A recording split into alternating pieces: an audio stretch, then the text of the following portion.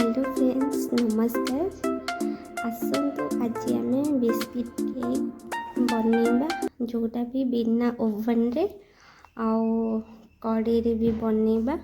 तार full recipe मु आपण माननकु शेयर करी आउ आपण माने भी फुल वाच करंतु आउ जो माने न्यू अछंती मो आईडी को टिके सब्सक्राइब करंतु आउ लाइक एंड शेयर भी करंतु बहुत मात्रा रे आउ मत भी हेल्प करंतु मुझे आग को भी बढ़ी पारि। फ्रेंड्स देखु मुझे गोटे उस्मिना बिस्किट फुल पैकेट्स नहीं जाइए आपण मैंने जदि बिस्किट केक बनवा को चाहूबे घरे जेकोसी बिस्किट भी नहीं पारती बट आम घरे ये बिस्किटा थिला उस्मिना बिस्किट मुझे ही केक बनैबी तार रेसिपी आपण मानक भी शेयर करी। देखो फ्रेंड्स मु फुल पैकेट बिस्किट को भी खोली नहीं जाइए मुझे ग्राइंडर सारे भी सब भर्ती कर नहीं ताको आम गोटे भल ग्राइंडिंग करवा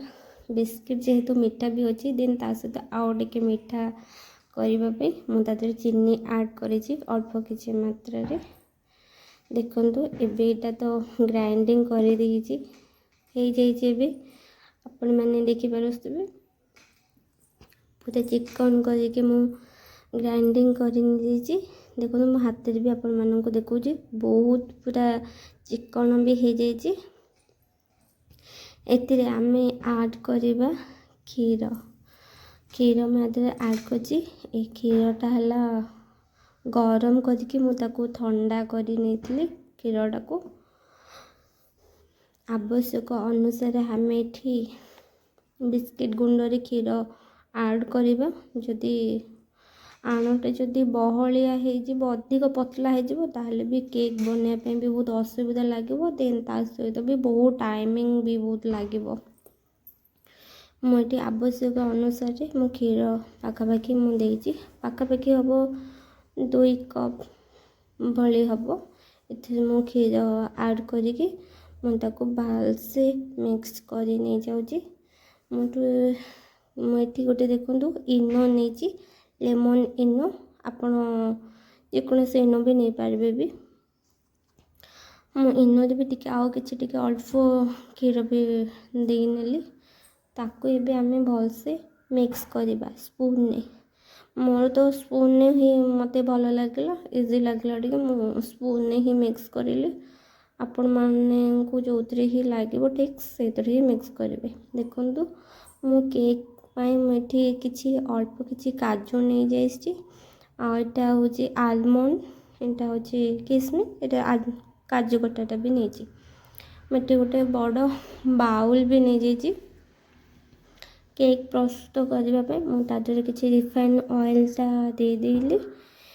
जेहेतु आम ये केकटा बनवा केकटा जमी न लगे से मुझे रिफाइन देदेली आउ सहित अटा भी किसी मात्रा लगेदेली ना पोड़ी जीव खाली करें मुझे गोटे टिश्यू यूज कर देखो एबे आमे केक रो जो मिश्रणटा बाउल ढाली नहीं जाइए मुझे भी भलसे ये माने बबल्स न आसवाई मुझे भलसे टाइट कर नौची बाड़ी बाड़ी का आउ एठी मु जो सब काजू आलमंड किसमिस जो सब काटिकी भी रखी थी मुझे तादे ऊपर को गार्निशिंग कर दूची आउ चेरी देले भी हम बट घरे आवेलेबल नथला जेहेतु चेरीटा मुझे घरे जीतिकी ही आवेलेबल थी मुझे ही बनैसी चेरीटा देले आउ टे ही भल लगे आ गार्निशिंगटा भी सुंदर भी लगे जेहेतु घरे आम ये आवेलेबल थी मुझे ये भितर भी करदेली। देखो एबे आमे जेहेतु मु कही बिना ओवन आम ये करवा देखु मु गैस को ऑन करके कड़ेटा बसैकी कड़ेटा गरम कर नहीं जाइए 2 ରୁ 3 मिनिट्स जाए तादे मुझे लुणटा देदेली एबे मो ता देहरे गोटे छोट लुणटा भी ताती जाइए बाउलटा एबे मु रखिली बाउलटा भी टिके तातीबा पे मुठी तातीबा टे घोड़े देते जोटा स्किप कर देछि मो वीडियो रे देखंतु मुझे केक रो मिश्रणटा को बाउल ऊपर रखी देछि मुझे गोटे कवर करनेली कड़ईटारे आपण मैंने चाहिए जदि भी प्रेसर भी बन पारे मुझे बन देखो एबे ता हो जाइए कि नहीं आम एटा तो देखा मुझे तो गोटे स्टिक नहीं देखु स्टिक पसैक देखुची नहीं तो लगुना पाखापाखि हो जाइए पाखापि 30 ରୁ 35 मिनिट्स भाया मत लगिगला बनवाई तापर देखो मुझे हूँ को बाहर करनेली जेहेतु एटा बहुत गरम भी अच्छी ताको ठंडा करने मुझे 15 ରୁ 20 मिनिट पर्यंत छाड़ी देती एबे ताको मु गोटे प्लेट मध्यम बाहर कर नौचे मोर तो पूरा बाहरी गला जदि आपण मानक न बाहरी ताले गोटे स्पून हो किंबा जेकोसी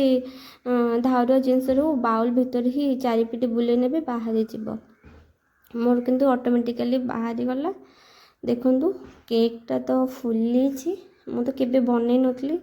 फर्स्ट टाइम भी एटा ट्राई करी घरे फर्स्ट टाइम ट्राई करथली से मुझे मोर रेसिपी सेयार करी देखो तो भी भल भाव में काटि भी पारिनी वो छोट साइज करी से मत भांगीगला ना कौन बड़ पीस करते बोधे भांगी न था बट जापारे रेसिपी केमती लगे निहत मत कमेंट्स मध्यम जनइबे रही जय जगन्नाथ।